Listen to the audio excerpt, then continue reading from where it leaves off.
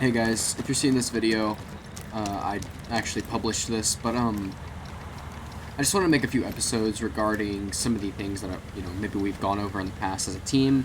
Uh, I also just wanted to make these because I'm not the best coach, so when I am kind of giving you guys advice, giving you guys some things that you should change, I want to be able to make these videos so that you guys can go back and have the access to learn these when I'm not with you, because maybe I'm coaching you guys and you fully don't understand what I'm saying to you.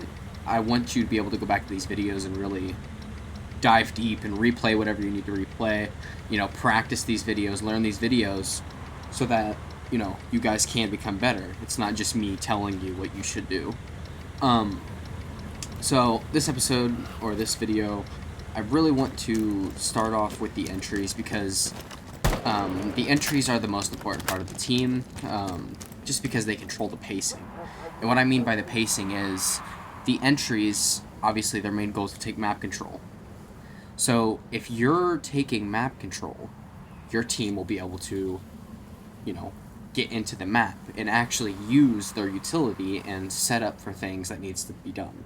For example, if we're on Oregon, and your entry is supposed to be taking master for a top-down clear. If your entry is not walking into master and taking this map control, they're kind of just baiting outside, nothing is getting done here. The pacing is stalled out. Your teammates are still droning. They're waiting for you to do something. So that's what I mean by they control the pacing. So if an entry, is being droned in, for example, let's say 0. This is the IGL for Dark Zone Gaming, or Dead Zone Gaming. If he's droning me in, I don't want to bait and wait for him to give me the clear. I really want to make sure that I'm 2 steps behind this drone, making sure that I'm being able to react and hear his callouts and take the map control. Because let's just say this, drones are the best thing in the game. So if you're being reactive and you're being proactive with the drone, in theory, you should not lose. On top of that, I don't know if you guys have been told this yet, but this is a better case if we have the 2 entries. We have the primary being reactive on the drone, and we have the secondary being out there for the refrag. I will dive more deep into that in another video, but I just want to make sure that you guys fully understand what the entry is supposed to be doing. And I want you guys to be able to understand when I say be proactive as an entry, because if you're not being proactive, you're stalling. So, once again, we're being proactive, we're reacting with the drones. So, your main focus should be listening and communicating. Because if you're not doing any of that, your droner is not going to know where you are, what you're doing. It needs to keep droning. So, for example, like I said, we're doing an Oregon top-down. We're going through master. Let's say 0 calls out, okay, there's a guy in your pit. If I don't tell him I'm swinging the guy pit, he might continue to keep droning and flood comms, and maybe you're trying to call out someone else. It just becomes a mess. So, instead of kind of doing your own thing, make sure you're feeding this information to your droner in your other entry. So, let's redo the scenario. 0 drones in. He says no one bolo, no one games. There's a guy swinging your pit. Okay, that's when it's your job to think, am I going to swing this guy, or are we just going to miss him? Are we just going to, avoid him? Okay, maybe we need to take him. Maybe we need to play vert.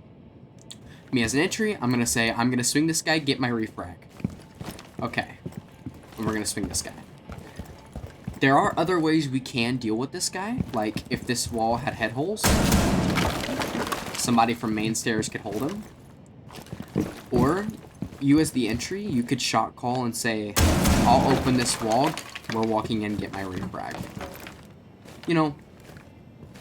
I just want you guys to understand that you are you are controlling that pace once again, but also you need to be the guy that's making the plays and being able to be reactive off the calls and being proactive. Because if you're droning, once again, you're kind of in that stall state where, let's say Zero, the Hertz support, is droning, and now you're also droning. Nothing's getting done. So I really want to make sure that you as the entries, I don't want you guys to ever be on a drone.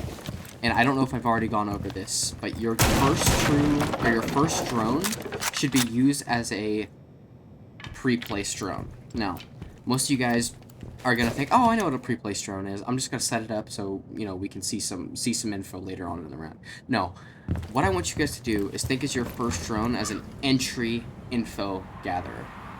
Okay? Instead of having Zero drone you into master, let's say me as an entry, I have a pre-placed drone inside master. All he has to do is flip onto it and be like, it's clear, walk in. Okay.